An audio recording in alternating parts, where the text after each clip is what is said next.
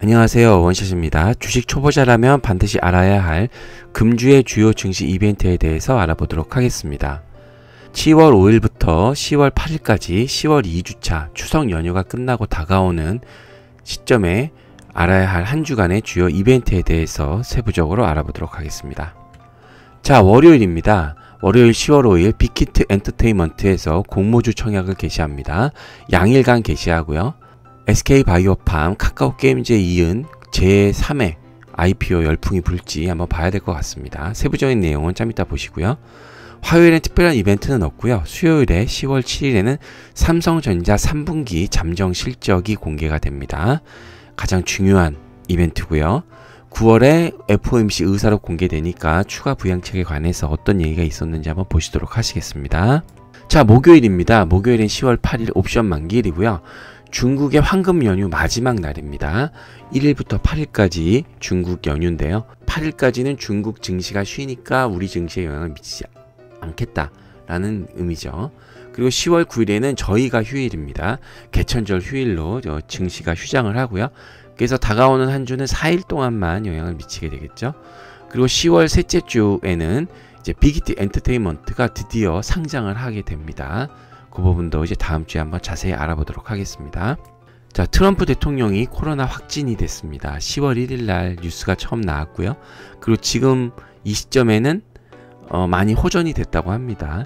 근데 어쨌든 이 코로나 감염에 대한 불안감이 증폭이 되고 금융시장의 불확실성이 증대됨에 따라서 이제 세계 주요 증시가 대부분 하락 마감했습니다. 다행히 우리나라 증시는 추석 연휴로 영향을 안 받았는데요.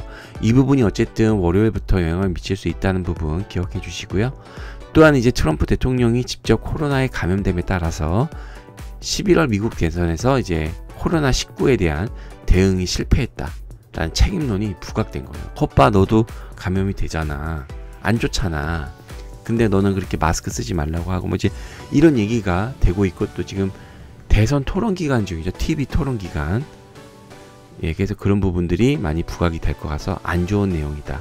또한 이제 추가로 11월 초 폼페오의 미 국무장관 방한도 잠정 연기되었습니다. 그래서 이제 관련 종목으로 코로나 백신 관련주가 움직일 수도 있고요. 잠시 동안 남북경협주에는 안 좋은 내용이죠. 폼페오 미 국무장관이 방한 연기가 됐으니까요. 관심 있게 보시고요. 10월 5일부터 6일까지 빅히트 엔터테인먼트의 공모주 청약이 드디어 개시가 됩니다. 10월 5일부터 6일까지 양일간 일반 투자자 대상으로 공모 청약 개시하는데 9월에 있었던 기관 투자자 수요 예측에서는 무려 1117대 1을 기록했고요.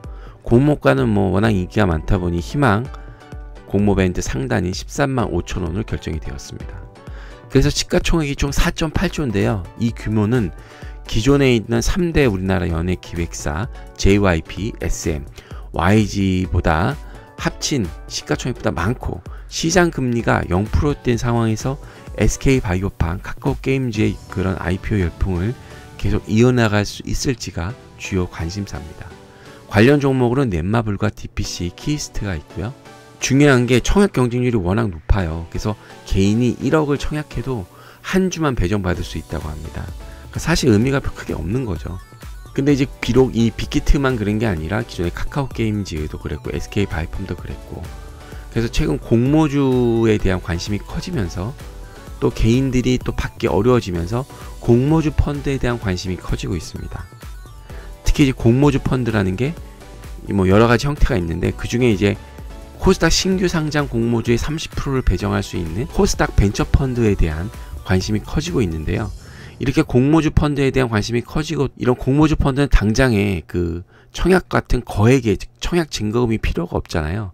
그래서 최근에 개인 투자자들이 관심을 갖고 있다고 하니까 공모주에 관심이 있으신 분들은 한번 관심을 가지시기 바라겠습니다. 자, 그리고 이번 주에 가장 큰 이벤트죠. 삼성전자 3분기 잠정 실적이 발표가 됩니다. 10월 7일날 수요일날 발표가 되고요. 증권사별로 이제 삼성전자 영업이익 예상치가 점차 높아졌어요. 그래서 당초 이제 9조 원에서 최대 11조 원까지 지금 굉장히 다양하게 처음에 8조부터도 시작을 했었는데 보통 이제 대부분 구조였고, 그래서 11조까지 계속 상향 전망되고 있습니다. 그 내용을 좀 들여다보면 반도체 부분 영업이익 예상치가 2분기와 비교해서 별로 차이가 없고 한 5조대인데, 중요한 게 스마트폰 부문 영업이익이 2조에서 4조를 넘겼다고 합니다. 그래서 2017년 3분기 이후 분기 최고치를 달성할 전망이라고 합니다. 그래서 스마트폰 관련주 중에 폴더블 폰 관련주에 관심을 가지시기 바라겠습니다. 추석 연휴 지난 30일에 미국 마이크론이 4분기 실적 발표를 했습니다. 이제 회계연도가 마이크론은 우리보다 1분기 빠르죠. 삼성전자 3분기, SK하이닉스 3분기지만 이제 마이크론은 4분기입니다.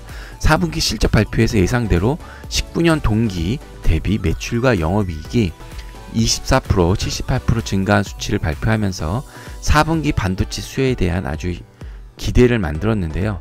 다만 이제 변수가 있는 게 향후 4분기에는 화웨이가 무역 제재가 받게 되죠. 그래서 이 삼성전자나 SK하이닉스나 마이크론이나 이제 화웨이가 큰 클라이언트였는데 이들이 제재를 받으니까 실적에 영향을 받겠죠.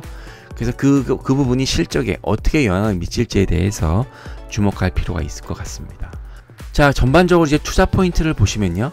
삼성전자 3분기 잠정 실적 발표가 그 어떤 기점으로 해서 기존의 유동성 장세에서 실적 장세로 전환될지 한번 보실 필요가 있을 것 같습니다. 삼성전자 3분기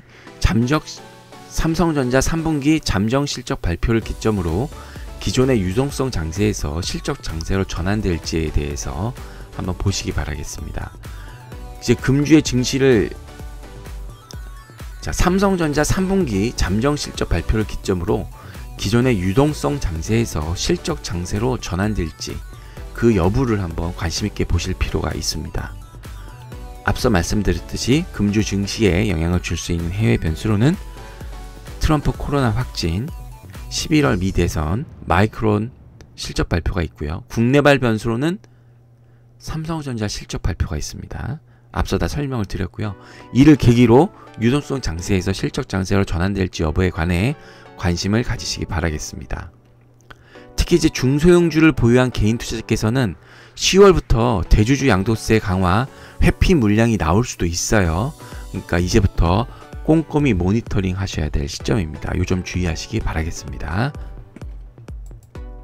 자, 어떻게 내용이 마음에 드셨나요? 마음에 드셨다면 구독, 좋아요, 알람 설정 버튼 부탁드리겠습니다. 이상 원샷이었습니다.